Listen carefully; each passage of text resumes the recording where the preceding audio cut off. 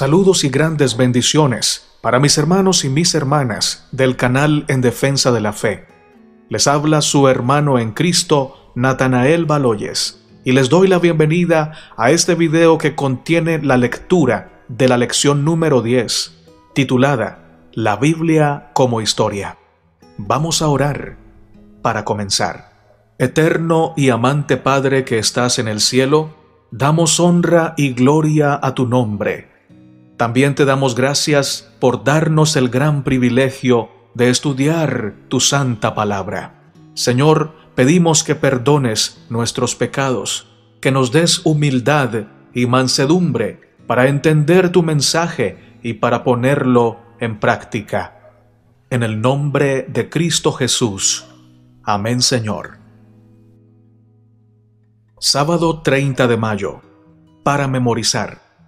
Yo soy Jehová tu Dios, que te saqué de la tierra de Egipto. Éxodo 20, verso 2.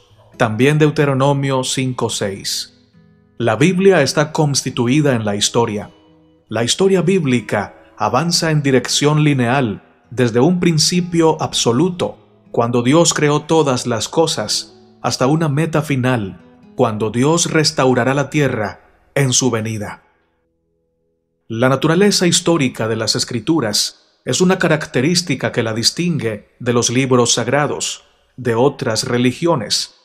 La Biblia da por sentada la existencia de un Dios que actúa personalmente en la historia. No intenta probar esa existencia. En el principio, Dios habla y se crea vida en la tierra. Génesis 1, 1 al 31. Él llama a Abraham a salir de los caldeos. Libera a su pueblo de la esclavitud de Egipto. Escribe los 10 mandamientos en tablas de piedra con su propio dedo. Éxodo 31, 18. Envía profetas, envía juicios, llama a su pueblo a vivir y compartir su divina ley y el plan de salvación con otras naciones. Finalmente, envía a su Hijo Jesucristo al mundo, dividiendo así la historia para siempre. Esta semana analizaremos algunos de los aspectos clave de la historia según se describen en la Biblia y también algunas de las evidencias arqueológicas que ayudan a corroborar la historia según se expresa en la Biblia. El espíritu de profecía nos dice: el Señor tenía un amor tan grande por el mundo que dio a su Hijo unigénito, para que todo aquel que en Él cree no se pierda, mas tenga vida eterna. Juan 3:16. Cristo vino para darle al hombre vigor moral, para elevarlo, ennoblecerlo y fortalecerlo, capacitándolo para ser participante de la naturaleza divina, habiendo huido de la corrupción que hay en el mundo a causa de la concupiscencia. Él probó a los habitantes de los mundos no caídos y a los seres humanos que puede guardarse la ley. Mientras poseía la naturaleza del hombre, él obedeció la ley de Dios, vindicando la justicia de Dios que exigía su obediencia. En el juicio, su vida será un argumento incontestable en favor de la ley de Dios. En los lugares celestiales, página 40. Lección para el día domingo, 31 de mayo. David, Salomón y la monarquía. Las monarquías de David y de Salomón representan la edad de oro en la historia de Israel. Pero, ¿y si David y Salomón no existieron, como algunos afirman? ¿Qué pasaría si su reino no fue tan vasto como la Biblia lo describe, como algunos también afirman? Sin David no habría Jerusalén, la capital de la nación. Segundo de Samuel 5, 6 al 10. Sin David no habría templo construido por su hijo Salomón. Primero de Reyes 8, 17 al 20. Finalmente, sin David no habría un futuro Mesías, porque es a través del linaje de David que se promete un Mesías. Jeremías 23, 5 y 6. Apocalipsis 22:16. La historia israelita tendría que reescribirse completamente. Sin embargo, esa historia, según leemos en las Escrituras, es precisamente la que le da a Israel y a la Iglesia su función y su misión únicas. Lee en casa 1 de Samuel 17. ¿De qué manera Dios le da una victoria decisiva a Israel?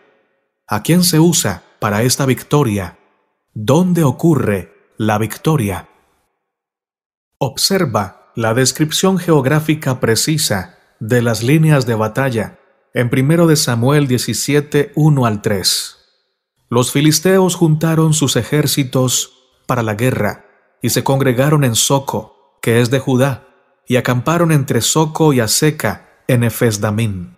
También Saúl y los hombres de Israel se juntaron y acamparon en el valle de Ela, y se pusieron en orden de batalla contra los filisteos. Y los filisteos estaban sobre un monte a un lado, e Israel estaba sobre otro monte al otro lado, y el valle entre ellos. El sitio de Kirbet Keiyafa está ubicado en las colinas exactamente en la zona del campamento israelita descrito en este capítulo. Las recientes excavaciones revelaron una ciudad guarnecida, masivamente fortificada, de la época de Saúl y David, que dominaba el valle. Se excavaron 2 puertas contemporáneas. Como la mayoría de las ciudades del antiguo Israel, tenían una sola puerta. Esta característica puede ayudar a identificar el sitio como Saharaim. En 1 de Samuel 17:52 habla de él, que en hebreo significa 2 puertas. Si es así, entonces hemos identificado por primera vez esta antigua ciudad bíblica. En 2008 y 2013 se encontraron 2 inscripciones que muchos creen que representan la escritura hebrea más antigua que se haya descubierto. La segunda inscripción menciona el nombre Esbaal, el mismo nombre de uno de los hijos de Saúl. 1 de Crónicas 9:39. En 1993, las excavaciones de la ciudad norteña de Tel Dan descubrieron una monumental inscripción escrita por el rey Hazael de Damasco, quien registra su victoria sobre el rey de Israel y el rey de la casa de David. Esta es la misma forma en que se describe la dinastía de David en la Biblia, lo que añade una evidencia arqueológica muy poderosa de que David existió en la historia exactamente como lo dice la Biblia. Piensa en las implicaciones de lo que significaría para nuestra fe si, como dicen algunos, el rey David no hubiese existido en realidad. El espíritu de profecía nos dice: durante los reinados de David y de Salomón, Israel llegó al apogeo de su grandeza. Se cumplió la promesa dada a Abraham y repetida por medio de Moisés, porque si guardareis cuidadosamente todos estos mandamientos que yo os prescribo para que los cumpláis, y si amareis a Jehová vuestro Dios, andando en todos sus caminos y siguiéndole a él, Jehová también echará de delante de vosotros a todas estas naciones, y desposeeréis naciones grandes y más poderosas que vosotros. Todo lugar que pisare la planta de vuestro pie será vuestro, desde el desierto hasta el Líbano, desde el río Éufrates hasta el mar occidental será vuestro territorio. Nadie se sostendrá de delante de vosotros. Deuteronomio 11, 22 al 25. Libro La Educación, página 48. Lección para el día lunes, 1 de junio. Isaías, Ezequías y Sennacherib. Vamos a leer Isaías 36, 1 al 3, Isaías 37, 14 al 38. En este relato de una campaña asiria masiva contra Judá, ¿cómo libera Dios a su pueblo? Aconteció en el año 14 del rey Ezequías, que Sennacherib, rey de Asiria, subió contra todas las ciudades fortificadas de Judá y las tomó. El rey de Asiria envió al Rabsacés con un gran ejército desde Laquis a Jerusalén contra el rey Ezequías, y acampó junto al acueducto del estanque de arriba, en el camino de la heredad del lavador, y salió a él Eliaquim, hijo de Hilcías, mayordomo, y Sebna, escriba, y Joá, hijo de Asaf, canciller. Isaías 37, 14 al 38 también nos dice: Y tomó Ezequías las cartas de mano de los embajadores, y las leyó, y subió a la casa de Jehová, y las extendió de delante de Jehová. Entonces Ezequías oró a Jehová, diciendo: Jehová de los ejércitos, Dios de Israel, que moras entre los querubines, solo tú eres Dios de todos los reinos de la tierra. Tú hiciste los cielos y la tierra. Inclina, oh Jehová, tu oído y oye. Abre, oh Jehová, tus ojos y mira, y oye todas las palabras de Sennacherib, que ha enviado a blasfemar al Dios viviente. Ciertamente, oh Jehová, los reyes de Asiria destruyeron todas las tierras y sus comarcas, y entregaron los dioses de ellos al fuego, porque no eran dioses, sino obra de manos de hombre, madera y piedra. Por eso los destruyeron. Ahora pues, Jehová Dios nuestro, líbranos de su mano, para que todos los reinos de la tierra conozcan que solo tú eres Jehová. Entonces Isaías, hijo de Amós, envió a decir a Ezequías: Así ha dicho Jehová, Dios de Israel, acerca de lo que me rogaste sobre Sennacherib, rey de Asiria. Estas son las palabras que Jehová habló contra él. La Virgen, hija de Sión, te menosprecia, te escarnece. Detrás de ti mueve su cabeza la hija de Jerusalén. ¿A quién vituperaste y a quién blasfemaste? ¿Contra quién has alzado tu voz y levantado tus ojos en alto? Contra el Santo de Israel. Por mano de tus siervos has vituperado al Señor y dijiste: Con la multitud de mis carros subiré a las alturas de los montes, a las laderas del Líbano. Cortaré sus altos cedros, sus cipreses escogidos, llegaré hasta sus más elevadas cumbres, al bosque de sus feraces campos. Yo cavé y bebí las aguas, y con las pisadas de mis pies secaré todos los ríos de Egipto. ¿No has oído decir que desde tiempos antiguos yo lo hice? ¿Que desde los días de la antigüedad yo lo tengo ideado?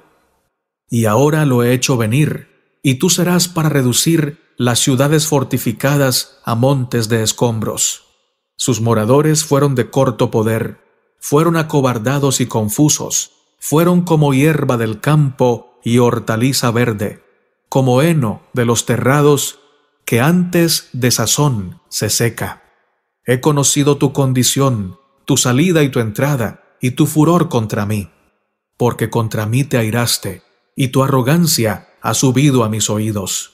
Pondré pues mi garfio en tu nariz, y mi freno en tus labios, y te haré volver por el camino por donde viniste. Y esto te será por señal: comeréis este año lo que nace de suyo, y el año segundo lo que nace de suyo, y el año tercero sembraréis y segaréis, y plantaréis viñas, y comeréis su fruto. Y lo que hubiere quedado de la casa de Judá, y lo que hubiere escapado, volverá a echar raíz abajo, y dará fruto arriba. Porque de Jerusalén saldrá un remanente, y del monte de Sión los que se salven. El celo de Jehová de los ejércitos hará esto. Por tanto, así dice Jehová acerca del rey de Asiria: no entrará en esta ciudad, ni arrojará saeta en ella.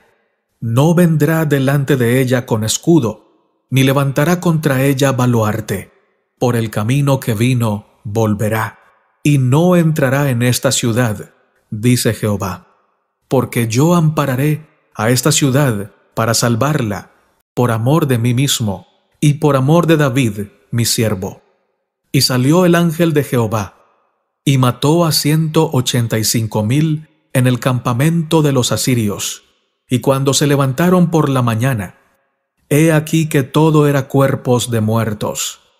Entonces Sennacherib, rey de Asiria, se fue, e hizo su morada en Nínive. Y aconteció que mientras adoraba en el templo de Nisroc su dios, sus hijos, Adramalec y Sarecer, le mataron a espada, y huyeron a la tierra de Ararat, y reinó en su lugar Esar-Adón, su hijo.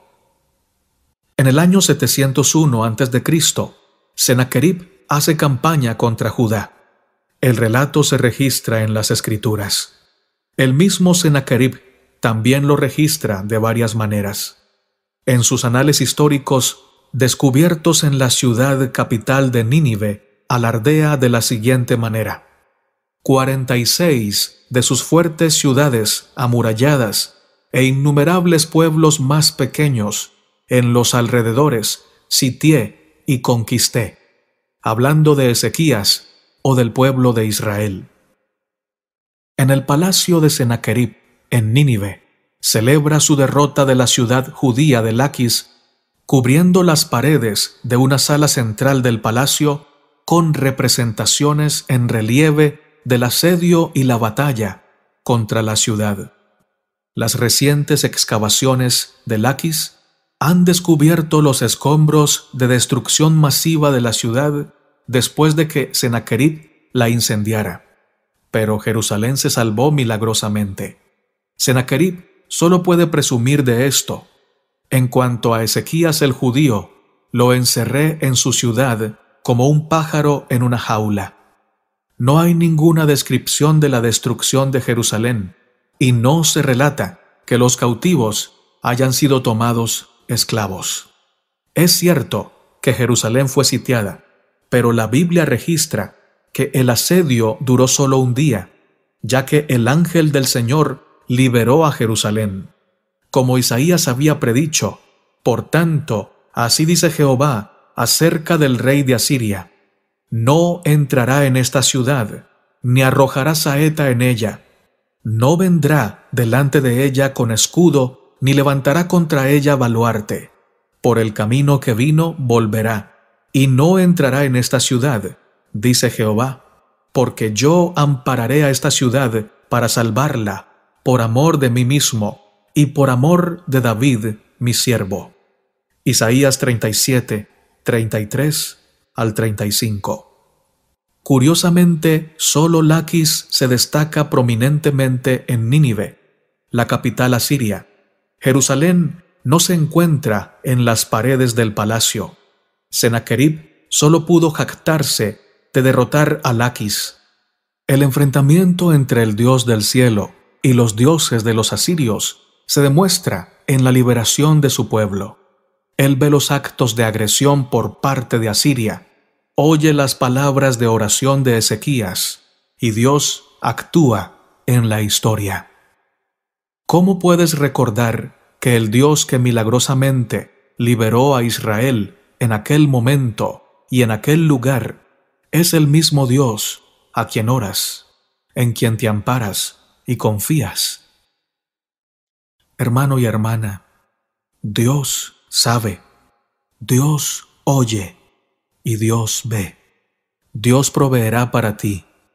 Confía en ello, porque Él te ama, porque tú eres importante para Él y porque Él ha prometido que su misericordia jamás se apartará de los que temen y confían en su nombre. El espíritu de profecía nos dice: el Dios de los hebreos había prevalecido contra el orgulloso asirio.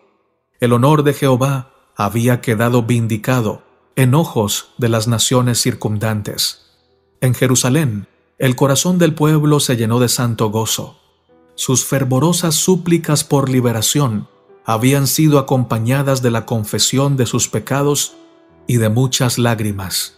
En su gran necesidad, habían confiado plenamente en el poder de Dios para salvarlos, y Él no los había abandonado. Repercutieron entonces en los atrios del templo cantos de solemne alabanza. Profetas y Reyes, página 266 y 267. Lección para el día martes, 2 de junio. Daniel, Nabucodonosor y Babilonia. En julio de 2007, un académico de la Universidad de Viena estaba trabajando en un proyecto en el Museo Británico cuando encontró una tablilla de la época de Nabucodonosor, rey de Babilonia. En la tablilla encontró el nombre Sarsequim, el nombre de un funcionario babilónico mencionado en Jeremías 39:3. Sarsequim es uno de los tantos reyes y oficiales que, gracias a la arqueología, se han descubierto desde la época de Daniel y Nabucodonosor. Lee en casa Daniel 1 y Daniel 5. ¿Cómo se corresponden las primeras decisiones de Daniel con los actos de Dios al usarlo como siervo y profeta para impactar a millones de personas a lo largo de la historia? Daniel propuso en su corazón permanecer fiel a Dios en relación con lo que comía y a quién le oraba. Estos buenos hábitos, que se formaron al comienzo de su experiencia, llegaron a ser el patrón o el estilo de vida que le daría fortaleza para su larga vida. El resultado fue un pensamiento claro, sabiduría y entendimiento provenientes de lo alto. Nabucodonosor y Belsasar reconocieron esto, por lo que Daniel fue elevado a los puestos más encumbrados del reino. Pero quizá lo más importante sea que dio lugar a la conversión del mismo Nabucodonosor. Daniel 4, 34 al 37. Nabucodonosor era hijo de Nabopolassar. Juntos construyeron una ciudad gloriosa e inigualable en el mundo antiguo. Daniel 4:30.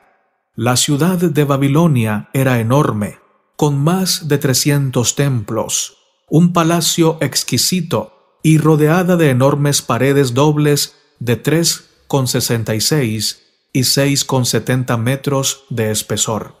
Las paredes estaban jalonadas por 8 puertas principales, todas con nombres de las principales divinidades de Babilonia. La más famosa es la puerta Ishtar, excavada por los alemanes y reconstruida en el Museo de Pérgamo, en Berlín. En Daniel 7:4 se describe a Babilonia como un león con las alas de águila. El camino procesional que conduce a la puerta Ishtar está recubierto con imágenes de 120 leones. También, durante las excavaciones, se encontró la imagen de un enorme león que se abalanza sobre un hombre, que aún se encuentra hoy fuera de la ciudad. Todos estos testifican del león como símbolo apropiado de Babilonia la Grande. Así se confirma la historia bíblica y su mensaje profético. Daniel 1:8 dice que Daniel propuso en su corazón. ¿Qué significa eso? ¿Qué cosas necesitamos proponernos hoy, hacer o no hacer en nuestro corazón? El espíritu de profecía nos dice: Daniel y sus compañeros no sabían cuál sería el resultado de su decisión. Solo sabían que podría costarles la vida, pero determinaron mantenerse en el recto camino de la estricta temperancia, aún en la corte de la licenciosa Babilonia. El buen comportamiento de estos jóvenes obtuvo para ellos el buen favor. Dejaron su caso en las manos de Dios y siguieron una disciplina de abnegación y temperancia en todas las cosas. Y el Señor cooperó con Daniel y sus compañeros. Matutina en los lugares celestiales, página 263. Lección para el día miércoles, 3 de junio. El Jesús histórico. Vamos a leer Mateo 26, 57 al 67, y Juan 11, 45 al 53, y Juan 18, 29 al 31. ¿Quién fue Caifás y cuál fue su papel en la muerte de Cristo? ¿Quién fue Poncio Pilato y cuál fue su decisión más importante para que el Sanedrín lograra sus objetivos? Mateo 26, 57 al 67. Los que prendieron a Jesús le llevaron al sumo sacerdote Caifás, a donde estaban reunidos los escribas y los ancianos. Mas Pedro le seguía de lejos hasta el patio del sumo sacerdote, y entrando se sentó con los alguaciles para ver el fin. Y los principales sacerdotes y los ancianos y todo el concilio buscaban falso testimonio contra Jesús para entregarle a la muerte, y no lo hallaron, aunque muchos testigos falsos se presentaban. Pero al fin vinieron 2 testigos falsos, que dijeron: Este dijo, puedo derribar el templo de Dios y en 3 días reedificarlo. Y levantándose el sumo sacerdote, le dijo: ¿No respondes nada? ¿Qué testifican estos contra ti? Mas Jesús callaba. Entonces el sumo sacerdote le dijo: Te conjuro por el Dios viviente, que nos digas si eres tú el Cristo, el Hijo de Dios. Jesús le dijo: Tú lo has dicho, y además os digo, que desde ahora veréis al Hijo del Hombre sentado a la diestra del poder de Dios y viniendo en las nubes del cielo. Entonces el sumo sacerdote rasgó sus vestiduras, diciendo: Ha blasfemado. ¿Qué más necesidad tenemos de testigos? He aquí, ahora mismo habéis oído su blasfemia. ¿Qué os parece? Y respondiendo ellos dijeron: Es culpable de muerte.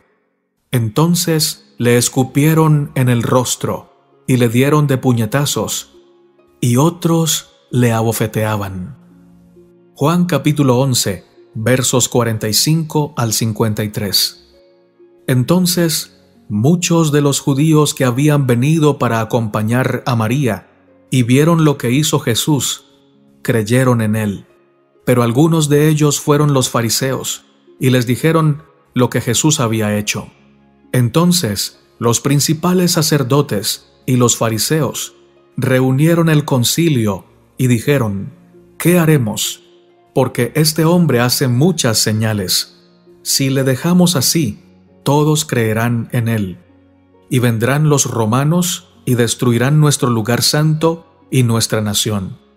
Entonces Caifás, uno de ellos, sumo sacerdote aquel año, les dijo: Vosotros no sabéis nada, ni pensáis que nos conviene que un hombre muera por el pueblo, y no que toda la nación perezca.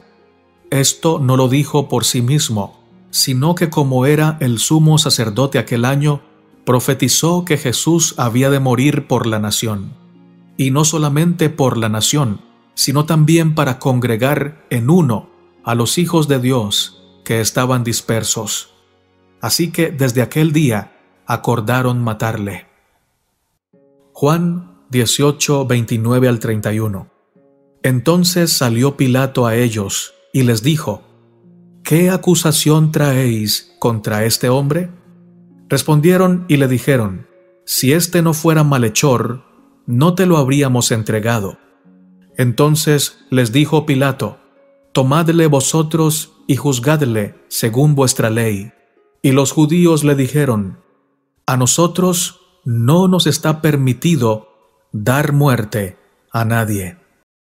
Caifás era el sumo sacerdote e instigó a la conspiración para procurar la muerte de Jesús. Josefo, el historiador judío que escribe en nombre de los romanos, también registra su existencia. Además de eso, también privó a José, que también se llamaba Caifás, del sumo sacerdocio, y nombró a Jonatán, el hijo de Anano, el ex sumo sacerdote, para que lo sucediera. En 1990 se descubrió una tumba familiar al sur de Jerusalén que contenía 12 osarios o cajas de huesos. Las monedas y la cerámica de la tumba datan de alrededor de mediados del siglo I después de Cristo. El más adornado de los osarios, con múltiples grupos de huesos, contiene el nombre de José, hijo de Caifás.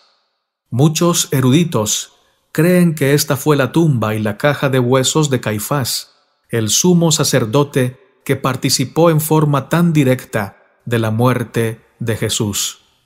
En 1961 se halló una inscripción con el nombre de Poncio Pilato, prefecto de Judea, bajo el emperador Tiberio, en una piedra del teatro de Cesarea Marítima. Por lo tanto, en ambos casos, la historia corrobora algunas de las principales figuras que rodearon la muerte de Cristo. Los historiadores seculares de los 2 primeros siglos también hablan de Jesús en Nazaret. Tácito, el historiador romano, escribió de Cristo, su ejecución por parte de Poncio Pilato durante el reinado de Tiberio, y los primeros cristianos en Roma. Plinio el Joven, un gobernador romano, le escribió en el año 112 y 113 al emperador Trajano y le preguntó cómo debía tratar a los cristianos. Describe que se reunían en un día determinado antes del amanecer para entonar himnos como a un dios. Estos descubrimientos arqueológicos y fuentes históricas brindan un marco extrabíblico para la existencia de Jesús, quien era adorado dentro de los primeros 50 años después de su muerte. Los mismos evangelios son las fuentes principales de información sobre Jesús y debemos estudiarlos cuidadosamente para aprender más de Jesús y de su vida. Aunque siempre es bueno contar con evidencias arqueológicas que respalden nuestra fe, ¿por qué debemos aprender que nuestra fe no dependa de estas cosas, por más útiles que sean? El espíritu de profecía nos dice: la convicción, mezclada con la pasión, había inducido a Caifás a obrar como había obrado. Estaba furioso consigo mismo por creer las palabras de Cristo, y en vez de rasgar su corazón bajo un profundo sentimiento de la verdad y confesar que Jesús era el Mesías, rasgó sus ropas sacerdotales en resuelta resistencia. Este acto tenía profundo significado. Poco lo comprendía Caifás. En este acto, realizado para influir en los jueces y obtener la condena de Cristo, el sumo sacerdote se había condenado a sí mismo. Por la ley de Dios, quedaba descalificado para el sacerdocio. Había pronunciado sobre sí mismo la sentencia de muerte. El deseado de todas las gentes, página 655. Lección para el día jueves, 4 de junio. La fe y la historia. No vivimos dentro de una burbuja. Nuestras decisiones no solo influyen sobre nosotros, sino también en los demás. De la misma manera, la vida de muchos que pertenecieron al antiguo pueblo de Dios ha tenido un gran impacto en el futuro de otros, además de ellos mismos. En Hebreos 11, ese famoso capítulo de la fe, vemos una síntesis de la influencia de muchos de estos antiguos héroes de la fe. Vamos a leer Hebreos 11, 1 al 40. ¿Qué lecciones podemos aprender de estos antiguos héroes al estudiar su vida? Es, pues, la fe la certeza de lo que se espera, la convicción de lo que no se ve, porque por ella alcanzaron buen testimonio los antiguos. Por la fe entendemos haber sido constituido el universo por la palabra de Dios, de modo que lo que se ve, fue hecho de lo que no se veía. Por la fe, Abel ofreció a Dios más excelente sacrificio que Caín, por lo cual alcanzó testimonio de que era justo, dando Dios testimonio de sus ofrendas, y muerto aún hablaba por ella. Por la fe, Enoc fue traspuesto para no ver muerte, y no fue hallado porque lo traspuso Dios. Y antes que fuese traspuesto, tuvo testimonio de haber agradado a Dios. Pero sin fe es imposible agradar a Dios, porque es necesario que el que se acerca a Dios crea que le hay y que es galardonador de los que le buscan. Por la fe, Noé, cuando fue advertido por Dios acerca de cosas que aún no se veían, con temor preparó el arca en que su casa se salvase. Y por esa fe condenó al mundo y fue hecho heredero de la justicia que viene por la fe. Por la fe, Abraham, siendo llamado, obedeció para salir al lugar que había de recibir como herencia, y salió sin saber a dónde iba. Por la fe, habitó como extranjero en la tierra prometida, como en tierra ajena, morando en tiendas, con Isaac y Jacob, coherederos de la misma promesa, porque esperaba la ciudad que tiene fundamentos, cuyo arquitecto y constructor es Dios. Por la fe, también la misma Sara, siendo estéril, recibió fuerza para concebir y dio a luz aún fuera del tiempo de la edad, porque creyó que era fiel quien lo había prometido. Por lo cual también de uno, y ese ya casi muerto, salieron como las estrellas del cielo en multitud, y como la arena innumerable que está a la orilla del mar.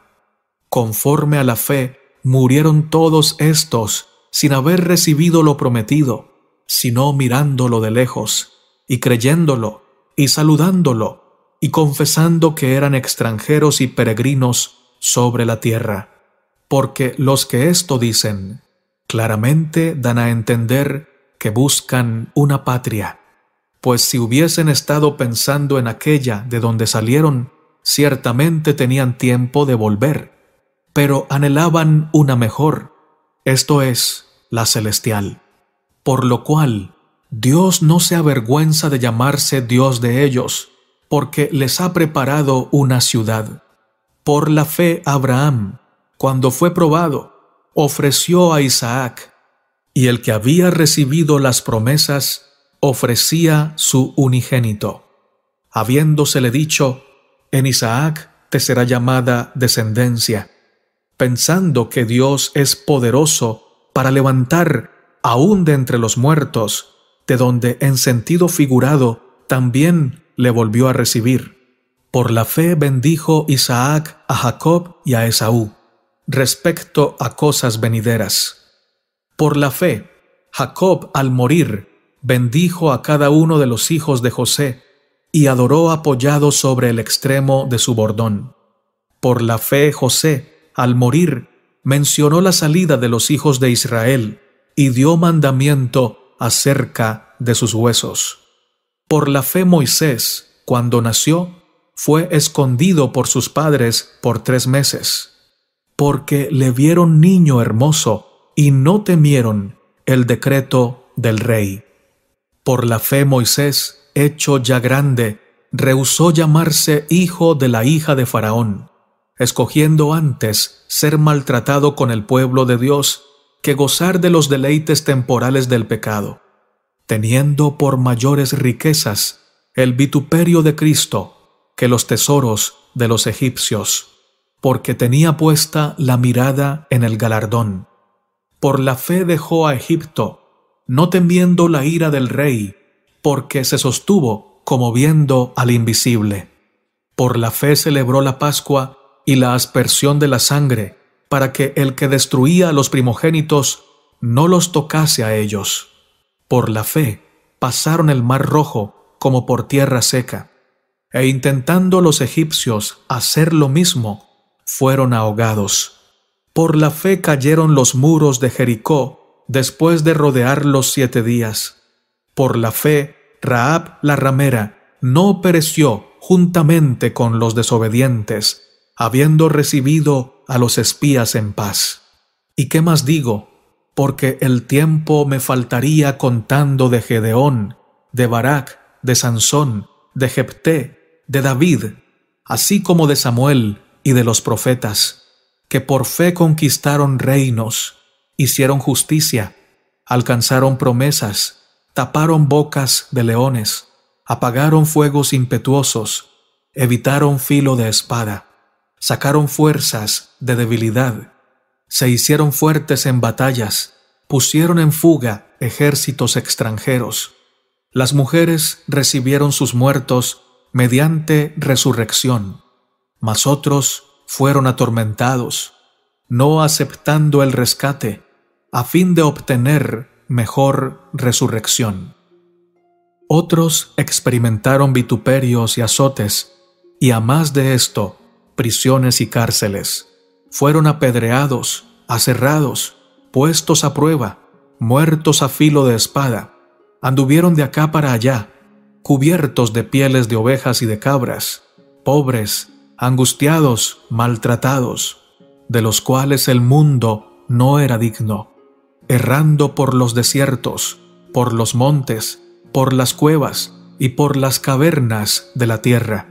Y todos estos, aunque alcanzaron buen testimonio mediante la fe, no recibieron lo prometido, proveyendo Dios alguna cosa mejor para nosotros, para que no fuesen ellos perfeccionados aparte de nosotros.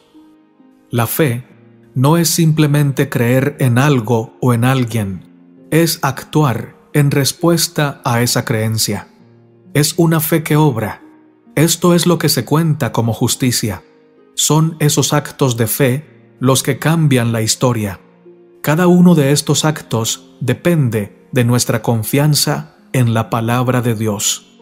Noé actuó con fe cuando construyó el arca, confiando en la palabra de Dios por sobre la experiencia y la razón.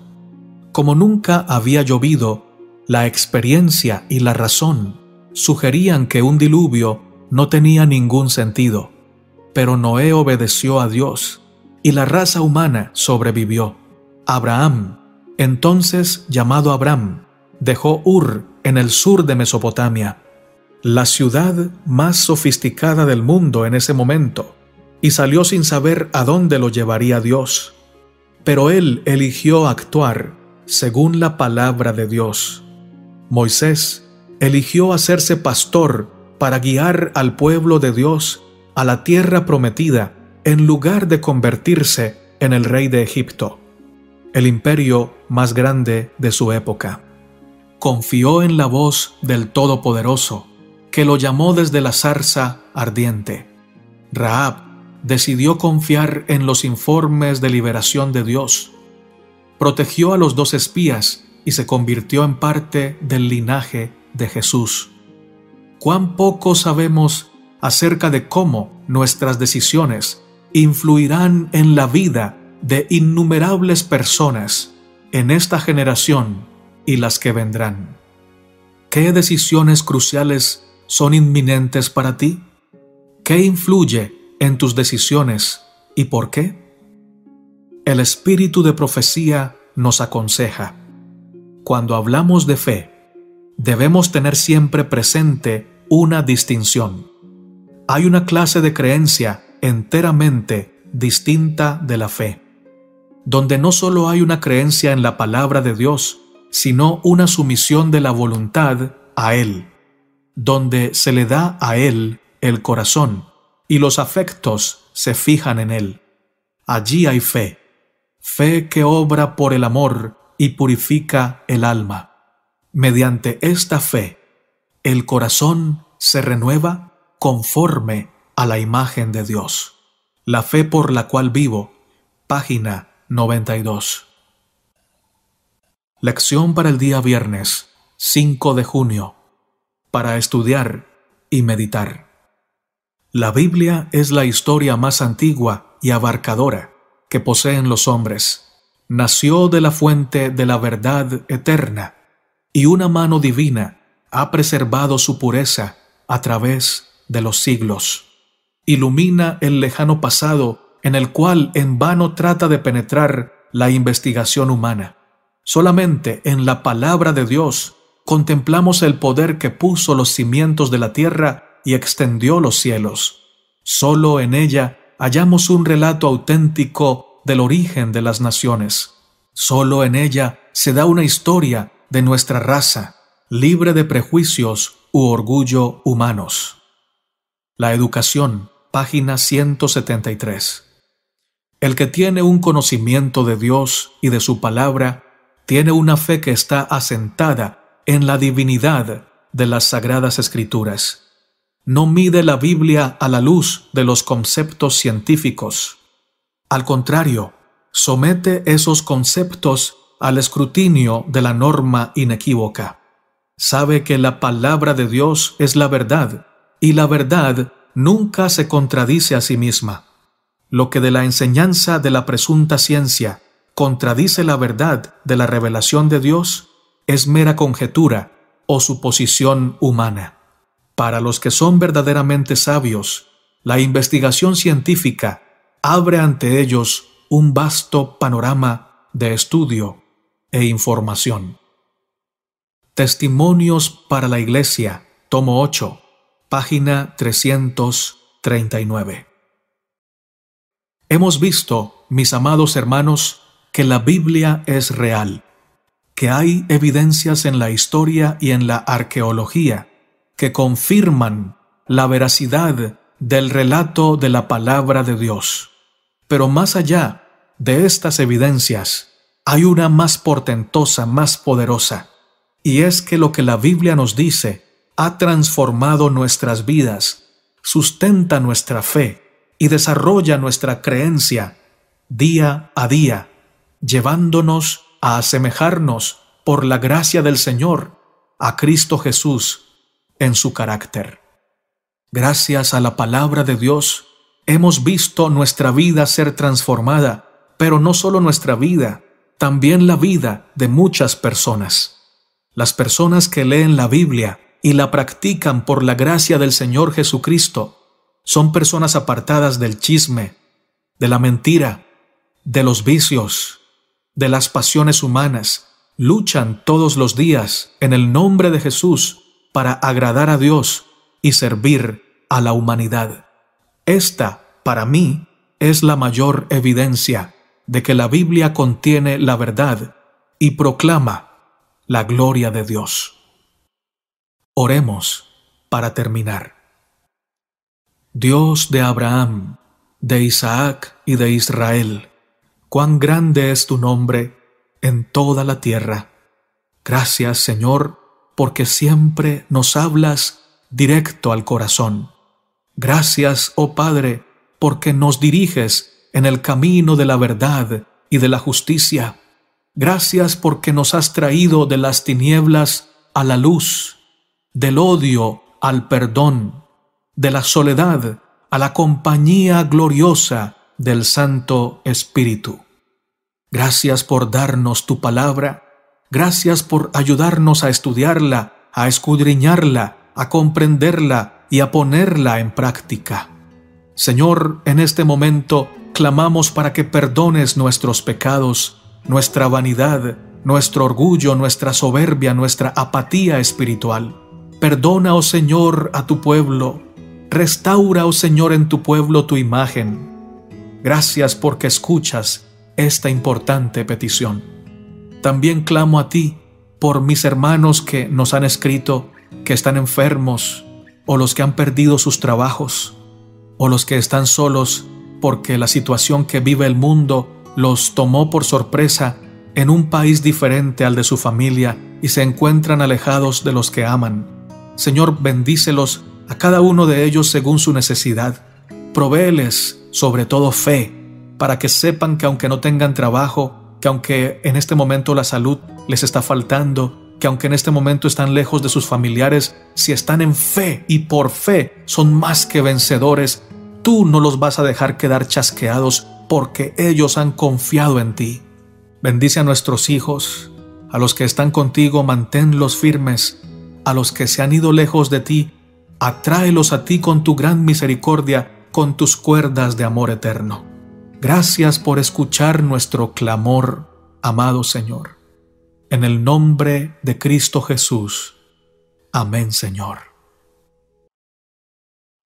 Maranata, mis amados hermanos, y que nuestro Rey, el Señor Jesucristo, venga pronto.